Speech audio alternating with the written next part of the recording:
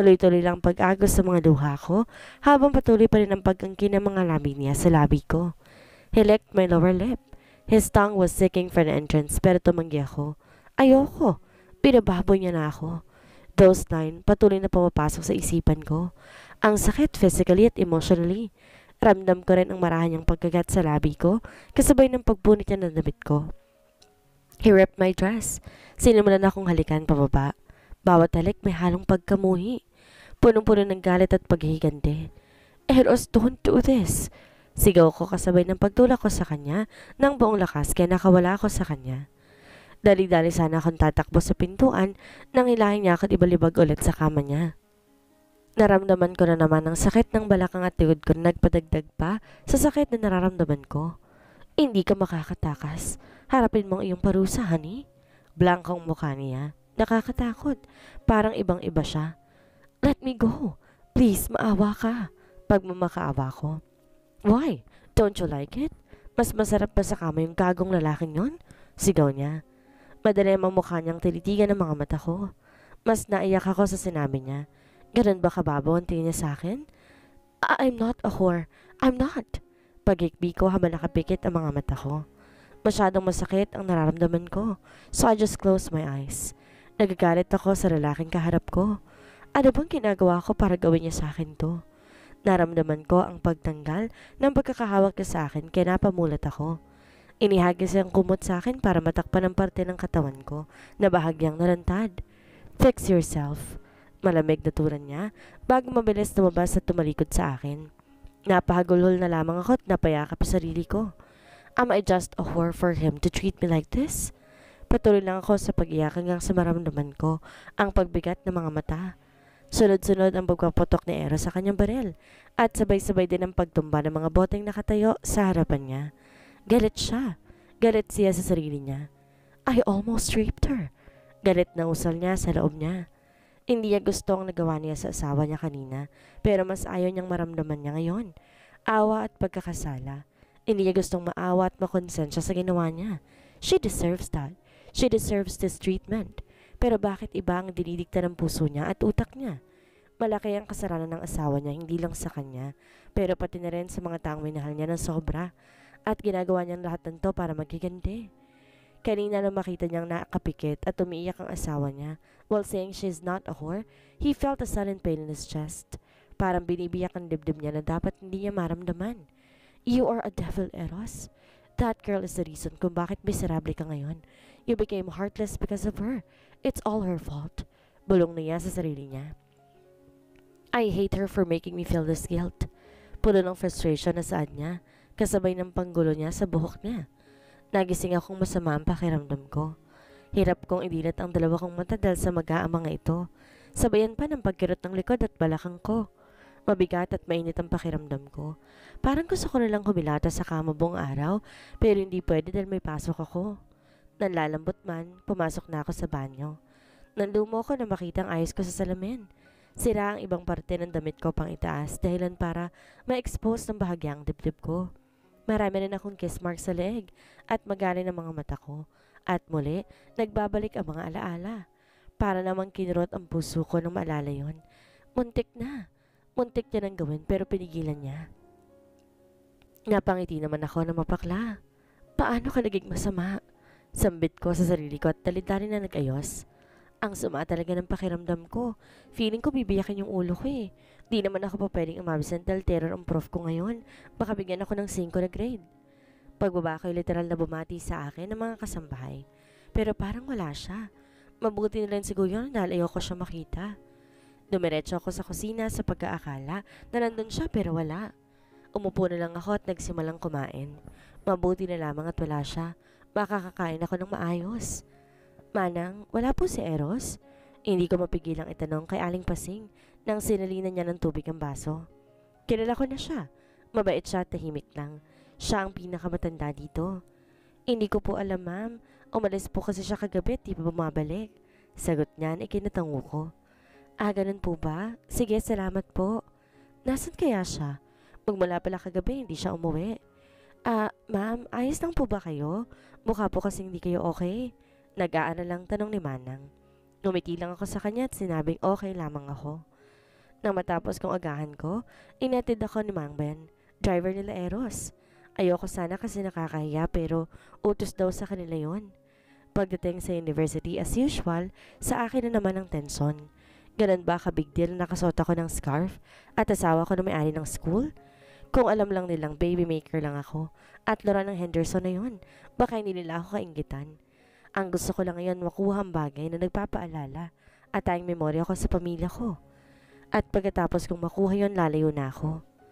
Nakatingin lang si Eros sa folder na hawak niya. Di na siya umuwi pa kagabi. Dumiretso na siya sa kumpanya niya at ngayon nasa eskwelahan siya. Sa eskwelahan na minana niya sa abuelo niya. Di na siya umuwi pa. He knows that what he did was not right and he really wanted to apologize.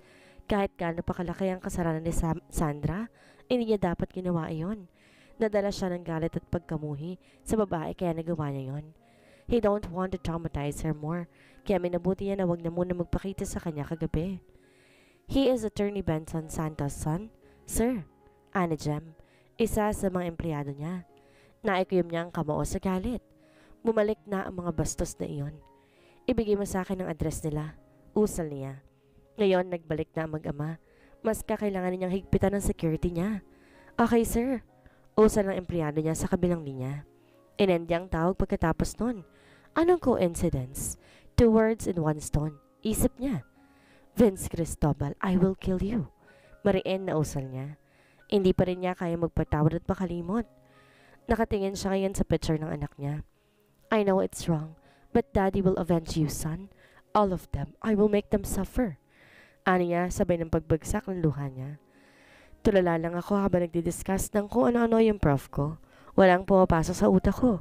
Ang sakit kasi talaga ng ulo ko eh. Sabayan mo pang nahihilo ko. Mrs. Henderson. Mrs. Henderson? Ang sakit pa ng balakang ko. Ang init-init pa tas nakascarf ako para matakpan lang kiss marks ko. Mrs. Henderson. Sandra Luciana. Tawag ka ni Bros. Bulong sa akin ang seatmate ko kaya nabalik ako sa sarili ko. Mabilis akong bumaling sa prof namin na nakataas ang kilay sa akin. Yung tingin ni prof parang nalamunin ako ng buong buo. Mrs. Henderson, you're not paying attention to my lesson. I think you knew it already. Nakangiti niyang sabi. Ngiti na alam kong di naman totoo. Answer this question. Biglang nagbago expression niya. Tumango na lang ako at dahan-dahang tumango. Kailangan kong sagutin ang tanong niya dahil baka ibagsak niya ako kung di ko gagawin. Malapit na ako sa whiteboard nang may kumatok. Kasabay ng pagsilip ng mga pamilya na lalaki. I know them. Yes? Tanong ng prof namin. May we excuse Miss Sandra? Gusto siyang makausap ni Mr. Henderson. Litanya nito. Oh, no problem. I'll just give her a special quiz. Anito bago bumaling sa akin. You may go now. Ani pa niya. Tumango na lang ulit ako at tahimik na sumama sa kanila. Hindi ko alam kung bakit niya ako pinapatawag pero wala akong lakas na magtanong pa.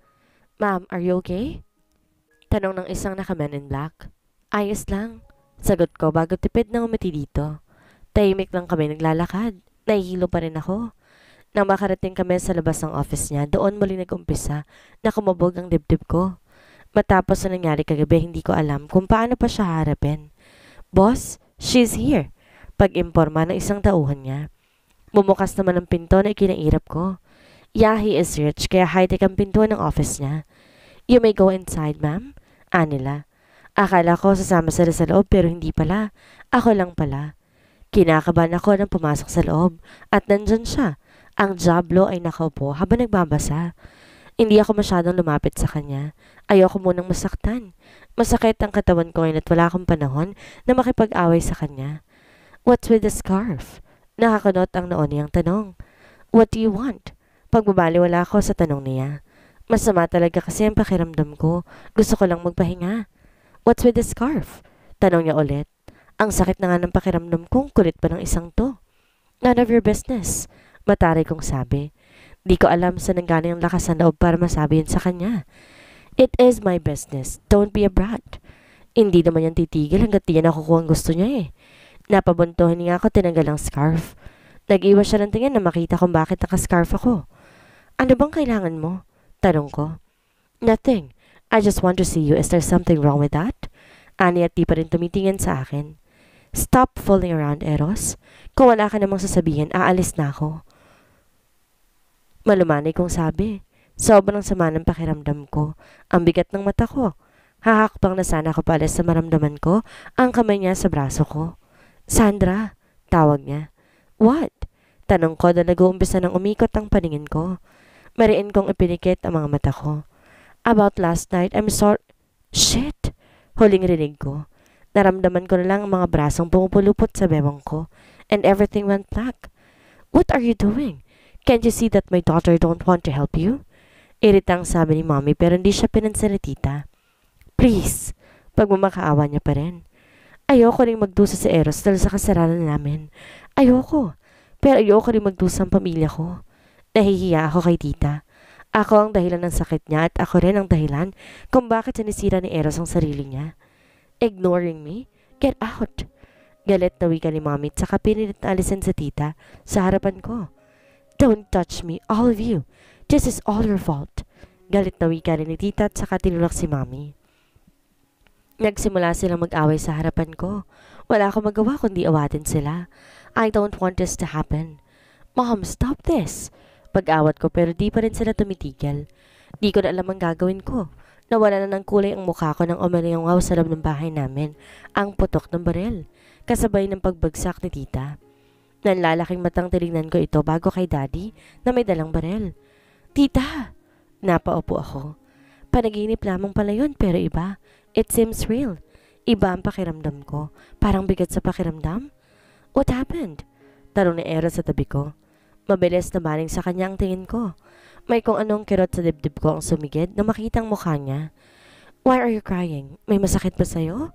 Tarantang tanong niya habang chinecheck ang katawan ko. Umiling-iling lang ako at pinunasan ng luhang ko mawala nang makita ko siya. Kung ganun, bakit ka umiiyak? Nananaginip ka na naman? Malambot niyang tanong. Tumango naman ako na parang bata. Panaginip na ayoko nang maalala. Shh! Stop crying.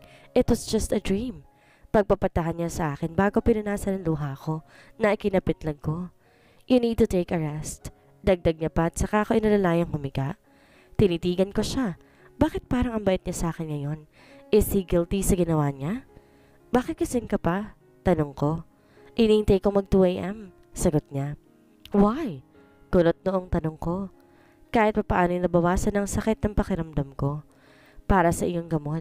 Kailangan mong inumin ang iyong medicine at 2 a.m. Sagot niya. Di ko siya makapaniwalang tinitigan.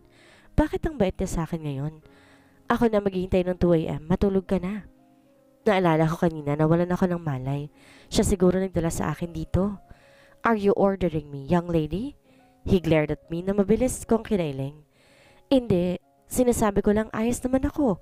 Sumamalang pakiramdam ko kaninang umaga. Paliwanag ko. See? You're not feeling well and yet to go to school? Litanya niya. Hindi kasi ako pa pwedeng umabsent. Usal ko. Tinaasan naman niya ako ng kilay. At sinong nagsabi niyan? Tinitigan ko siyang mabuti. Are you concerned about me? Tanong ko, di niya ba na-realize na kaya masamang pakiramdam ko dahil sa kanya? Nag-iwas naman to ng tingin. Siyempre, asawa kita. Aniya. Pinigilan kong sarili ko mag-react. Naalala ko yung sinabi niya kagabi. I am just his toy kaya nagtataka kung mabait siya sa akin ngayon. Tumahimik na lamang ako. Tungkol kagabi, pasensya na. Aniya. Nag-angat naman ako ng tingin. Nagulat pa ako sa sinabi niya. Nag-sorry lang ba siya? Kaya ba naging mabait ka sa akin? Tanong ko. Baka nagigilty lang siya kaya niya ginagawa to. I wanna be good to you. Sagot niya na kinatahimik ko. Let's make things right. Let's give our relationship a chance. Seryoso niyang sabi habang diretsong nakatingin sa mga mata ko. Iniwas ko rin naman ang tingin ko dahil sa kinakabahan ako. Paano mag-work ang relationship na pinilit lamang? For the sake of my future, baby. Dagdag niya pa. Isang pilit ng ngiti ang pinakawalan ko. I almost forgot na baby maker nga lang pala ako. Pagkatapos ito ibabalik niya sa akin ang lahat ng kinuha niya. Will you free me kapag naibigay ko ang gusto mo? Ibabalik mo ba sa normal ang buhay ko?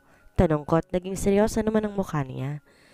So you're saying na ang kumpanya at ang bahay niya lang kukunin mo? How about the baby? Seryosong tanong nito. Kumuyom ang kamao ko dahil doon. Iiwan ko ba ang magiging anak ko?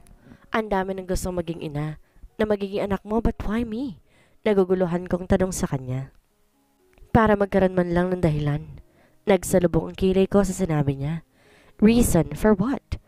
Dahilan para mapatawad ka. Naguguluhan ko siyang tiningnan. Ano ba talagang kasalanan ko? Naguguluhan kong tanong. Sinira mong buhay ko at lahat. Umiling ako. Wala akong maalalang ginawa ko yon, Eros. Besides, ikaw ang sumira sa buhay ko, hindi ba? Hinanakit ko.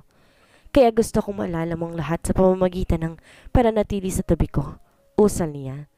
You can just tell me, para hindi ako naguguluhan. Ani ko. Let's not talk about this not tonight. Sagot niya sa akin saka humiga sa tabi ko. Ano ba talagang ginawa ko? Yung mga panaginip ko at yung pakikitungo sa akin ni Eros, magkakakonekta ba? I'll wake you up later. Magpahinga ka na. Usal niya. Maaga ako nagising na wala na si Eros sa tabi ko. Dumiretso na muna ako sa banyo at nagbabad. Hindi na naman masama ang pakiramdam ko at di naman sakit ang balakang ko. Alas 8 pa lang ng umaga at mamaya pang 11 ang pasok ko sa school. Paglabas ko sa banyo nagbihis na ako. Kumakalam ng sikmura ako. Gutom na ako. Pababa na sana ako na marinig ko ang pag-beep ng cellphone ko. Mula yun kay Vince. Good morning, gorgeous. Kamusta na? Madami ka pang ikukwento sa akin. Poging Vince. Napangiti ako sa text ng Mokong. Mabuti na lang talaga't walang masamang ginawa si Eros sa kanya. Nagtipa ako ng mensahe pabalik sa kanya. Pagka-send ng message, bumaba na ako at as usual, halos lahat ng mates binati ako so I greeted them back. Pagdating ko sa opisina, nakaupo na si Eros. Naka-business attire na rin siya. Aga naman yata niya. Tahimik akong pumunta sa pesto ko, yung upuan katabi niya. Nakalimutan ko magpasalamat sa pag-aalaga niya kagabi hanggang madaling araw. Ang aga mo yatang gumising. Pagising ko wala ka na. Salamat pala kagabi. Nahihiyang usal ko. Ayoko maging awkward. Why are you looking for me? Seryosong tanong niya. Hindi naman. Gusto ko lang magpasalamat talaga. Ani ko. It's okay. Tipid na sagot ko. Tumahimik na lang ako dahil sa pagtataka ko. He is really kind kaya naninibago ko. Do you have plans for today? Tanong niya na kinatingin ko sa kanya. Oo, may pasok ako mamayang 11 at lalabas pa lang ako mamayang 3. Why? Tanong ko. Good. Sunduin kita mamaya. Nagtataka naman akong tumingin sa kanya. Saan tayo pupunta? Tanong ko. Hotel. Nanlaki ang mga mata ko sa sinabi niya. Anong gagawin namin doon? Anong gagawin natin doon? Tanong ko. Honeymoon. Seryoso niyang sabi na ikinaubo ko. Naginit ang magkabilang pisngi ko dahil doon. Seryoso ka ba? Nanlalaking matang tanong ko. Lahat yata ng dugo ko makit na sa pisngi ko eh. Kidding. I won't touch you unless you want me to. Nakakaloko niyang sabi. Napairap naman ako. Kung gusto kita. Nauutal kong sabi. Bakit nauutal ako? I really like you. Why you're blushing? Natatawa niyang sabi na mas nagpapala pa sa akin. Kaya napayuko na lamang ako. Baka akalain niya kinikilig ako. I'm not blushing. Depends ako. Don't deny it, young lady. Kasing pula mo ng kamatis. I am not. Pagtanggi ko. Nakayuko lang ako nang maramdaman ko ang pagtayo niya at paglapit sa pesto ko kaya napatingala ako. Nanlaki ang mga mata ko nang dumampi ang mga labi niya sa pisngi ko na ikinakabog ng dibdib ko. Let's make love, honey. Bulong niya sa akin. Mabilis ko siyang tinulak para mapalayo siya sa akin. Tawa lang ng tawa ang Mokong. I really love teasing you, but I also need to go. See you later. Paalam niya at saka humalik na naman sa pisngi ko at tumalikod na. I hate telling this but I'm sorry. I really do. Seryosong saad niya bago tuloy ang lumabas ng pinto. Napahawak naman ako sa pisngi ko at sa dibdib ko. Did he just say sorry again? Nagtatalong utak at ang puso ko. Kaya ko pa bang buksan ang puso ko sa taong sumira nito? Break time na talos lahat ng mga estudyante ay may kani-kaniya ng grupo. Nasa cafe ako ngayon ng university. Nasa akin ang atensyon pero wala namang gustong mag-approach sa akin. Wala akong kaibigan dito kasi sanay naman ako mag-isa. Pero iba pa rin talaga kapag may kaibigan ka na babatok sa'yo pag may problema ka at tatawa sa'yo pag natapa ka. Noon may mga kaibigan pa ako. Noong mga panahon di pa nawawala sa akin ang lahat. It turns out na kaibigan lang nila ako dahil mayaman ako. Hi, pwede ba ako makishare? Tanong ko sa dalawang babae na nasa sulok lamang. Kaklase ko sila at masasabi kong average lang silang tao. Mas feel ko sila kaysa doon sa mga kilala nga at sikat mga peke naman. Ngumiti naman sa akin yung isang nakasalamin at kinangiti ko pabalik. Okay lang, upo ka na. Nakangiting tumango naman ako at tumupo na ako sa tabi nilang upuan. Dilig ko pa ang mga ilang bulungan dahil sa pag-upo ko dito sa pwestong ito. Tumingin naman ako sa dalawang tahimik lamang na nakatingin sa akin. I think you should not sit here. Nahihiyang usal ng isa. Mukhang naapektuhan sila sa mga ilang bulungan ng mga estudyante sa paligid namin. Oo nga, with your kind dapat sila Clarang kasama mo. Sagot pa ng isa. Sumulyap ako sa table ni na Clara, ang Queen Bee dito sa school na nakatasangkili lang nakatingin sa table namin. Are you uncomfortable having me here? Tanong ko sa kanila na mabilis silang kinailing. No, that's not what we mean. You are an important person here. Asawa mo may-ari and we're just a commoner, a nobody. Ana na nakasalamin. Isang genuine ng ngiti naman ang binigay ko sa kanila. I wanna be here with you. Mas komportable akong kasama kayo and don't say you're a nobody because you're not. Like you, I'm also a commoner here. Ani ko sa kanila. Are you really sure you really want to be with us? Tanong nila na mabilis kong ikinatango. Mas gusto ko yung simpleng buhay na alam ko naman na hindi ko makukuha dahil kay Eros. Pero sana kahit sa school man lamang ay normal ang buhay ko. Gusto ko makasama kayong dalawa kung okay lang sa inyo. Ako nga pala si Sana Luciana. Pakilala ko sa sarili ko. Nagkatingin na naman yung dalawa at sabay nang umiti. Kilala ka namin kasi kaklase ka namin. At the same time asawa ka pa ng owner ng school.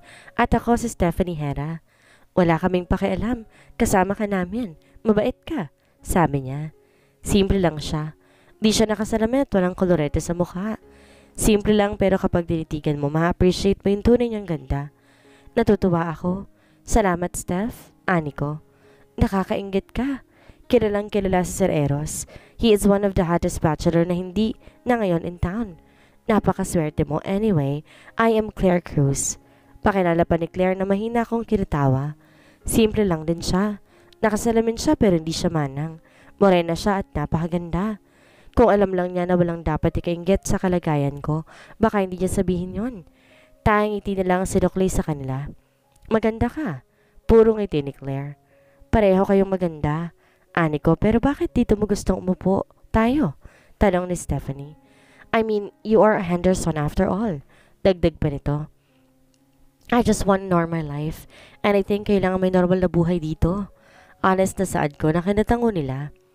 Komportable akong kasama sila siguro dahil nafe-feel ko mababait sila. We are really right about you. Napakabait mo nga. Ani Claire. No wonder you have the best life.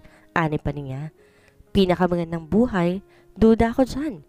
You're also kind kasi tinanggap niyo ako dito sa table ninyo. It is really nice to know you both. Ani ko na kinatango nila.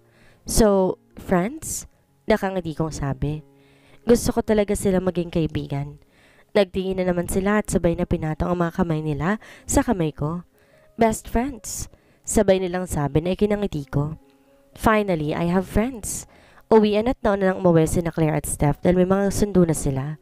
Nandito ako sa parking lot ng school, naghihintay kay Eros. Inayos ko ng sarili ko na makita ang pamilyar na kotse papunta sa direksyon ko. Mabuti nilang dumating. Bulong ko. Pumarada naman siya sa harap ko at bumaba. Di ko maiwasang hindi mapatingin sa kanya. Ang gwapo niya kasi ngayon. Ayos na ayos siya at amoy na amoy ko ang pabango niya habang papalapit siya sa akin. Do not stare too much. I might melt. Nakangisi niyang sabi kaya napaiwas ako ng tingin. I am not staring at you. Pasigaw pang bulong ko. Pasimple pa akong humawak sa pisngi ko dahil doon. And dogs can fly. Sarkasikong sabi pa niya. Saan ba tayo pupunta? Pag-iiba ko, ayaw ko makipag-argue sa kanya. It's a secret. Aniya bago kinuha ang bag ko at naglakad patungo sa kotse niya. Nanatili lang ako nakatingin sa likuran niya. Anong ginagawa mo pa? Tara na. Mabilis naman akong tumango at patakbong lumapit sa kanya. Saan tayo pupunta? Ulit na tanong ko na makapasok sa kotse niya. Baka sakaling sumagot na siya. I don't take secret as an answer. Dagdag ko pa na mahina niyang kinatawa. Anniversary ng C. Corporation ngayon at sabay tayong dadalo. Sagot niya. Literal na napanganga ako. C Corporation is famous in wine industry. Napakalaking business yun at di ako makapaniwala na pupunta ako roon. Pwedeng umuwi muna. Tingnan mo naman tong suot ko. Pakiusap ko. Napaka-informal ng suot ko ngayon. Tinignan niya naman ako at saka binalik ang tingin sa dinaraanan namin. Ang ganda mo kahit walang ayos. No need to worry. Seryosong usal niya na kinangawi ko. Pinuri niya lang ba ako? Mabilis kong ibinilig ang ulo ko. I don't want to fall again with his kindness. Kahit pa, magmumukha lang kong kawawa doon. I look so pale. Kailangan kong ayusin ang sarili ko. Mahinang usal ko. You don't need to wear any makeup just to amaze others. My word is enough to prove that you're gorgeous with or without makeup. So stop complaining. Seryosong usal niya. Pasimple akong humawak sa dibdib ko na magsimulang tumibok ito. Calm down, Sandra. I just want to at least look presentable. Ulit ko. Malaking parting pupuntahan namin at ayoko naman na magmukhang kawawa. I know there's a lot of rich people in that party with fancy dresses and gowns with lots of jewelries. You look presentable. Seryoso pa rin, I didn't complain. Hindi lang siguro ako makikihalubilo. Tahimik kaming nakarating doon sa event. Maraming press sa entrance kaya napayoko na lamang ako. I am with one of the hottest billionaire in the Philippines kaya napakaraming tanong ng press sa amin. No, erase that. Kay Eros lang pala. Buti na lang at dumating ang mga bodyguards ni Eros para pumotekta sa amin. Nakatingin lang ako sa kamay kong hawak niya. Andun pa rin ang lakas ng dibdib ko. Hindi ko alam kung bakit niya ako dinala dito nang di man lang ako pinag-aayos. Is this part of his revenge?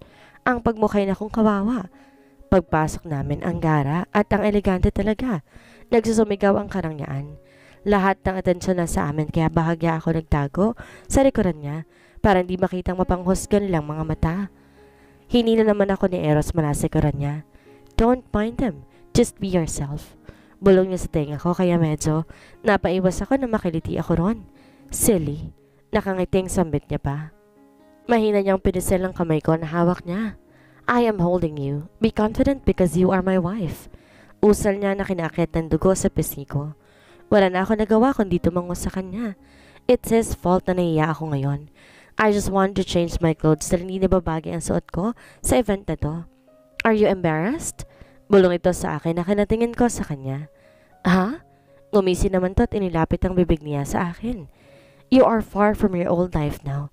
You are a nobody here. Anya na ikinalaki ng mata ko. Lahat ng siyang naramdaman ko kanina ay naglaho dahil doon. At doon ko naisip na siya ay tunay na masaya kasama ko. Sabi na masiidan at nandyan na siya. You brought me here para pahiyain ako? Nasasaktang tanong ko. Parang pinibigang dibdib ko habang binibigas sa mga salitang yon. Naging blanco naman ang mukha niya. Hindi. Dinala kita dito para malaman mo na wala nang dati mong buhay. Malamig na usal niya. Para namang may bumabara sa lalamunan ko. Napatang ako para maniwala na he can change. After many years, ito na ulit ang parting napuntahan mo. What do you feel na you're longer a princess? Aniya pa. Tumahimik lang ako at kinagat ang ilalim ng labi ko para sa luhang nagbabadyang tumulo. Sinubukan ko rilisin ang kamay ko na hawak niya pero mas sinigpitan niya lamang yon. Di na ako nagpumilit pa dahil akong gumawa ng eksena dito. Nagpatian na din lamang ako sa kanya. Gusto niya akong saktan. Well, nagtagumpay siya. Mr. Henderson, glad you're here. Ani ng isang matandang lalaki na sa mid-50s. Yeah, this party is elegant. Congratulations. Formal bang usal nito? Natawa naman ang kausap niya. Mahinang tinapik ang braso nito. Tahimik lang akong hinihintay na matapos itong gabing to. You're still as cold as ice, Eros. Natatawang sabi nito na waring matagal na silang magkakilala. And you are still gleeful, old man? Ngiting sabi ni Eros sa kanya. Napansin naman ako na matanda, tsaka napatingin sa kamay namin ni Eros. Alanganin man ngumiti pa rin ako sa kanya. I don't want to be rude like Eros. So, you're with someone? Nakangiti nitong sabi habang nakakalokong tingin ang ipinukol sa akin. Obviously, yes. This is my wife, Sandra Luciana. Pagpapakilala pa niya sa akin. Tipid ng ngiti ang pinukol ko sa kausap niya. Yes, a wife just for paper and revenge. Oh, wala yata ako invitation na natanggap sa kasal ninyo. Biro niya. It was just a civil wedding. Sagot niya. No, it's not even a civil wedding. It is a forced wedding na gusto ko ng takasan. Intayin mo lang ang grand wedding mo. Ako nga pala si Junsi, tito ni Eros, cousin of her father. Pakilala niya pa sa akin. Isang tipid na ngiti naman ang pinakawalan ko. Hello din po, Mr. C. Nice to meet you po at congrats din po dito sa party ninyo. Nakangiti kong sagot. Thank you, just call me uncle. We are family now and Eros, your wife is gorgeous. Nice choice. Nakangiting sabi ni Mr. I mean uncle. Nagpasalamat na lang ko sa compliment niya sa akin. Kahit iyang-hiya na ako dito. Gusto niya lang talaga ako ipahiya kaya niya ako sinama dito. Oh, maiwan ko muna kayo. Enjoy the party, Iha. Eros? Paalam niya. Tumango naman kami ni Eros. Uuwi na ako. Bulong ko sa kanya na makaalis ang uncle niya. Ako ang magdedesisyon. You will stay here with me. Aniya.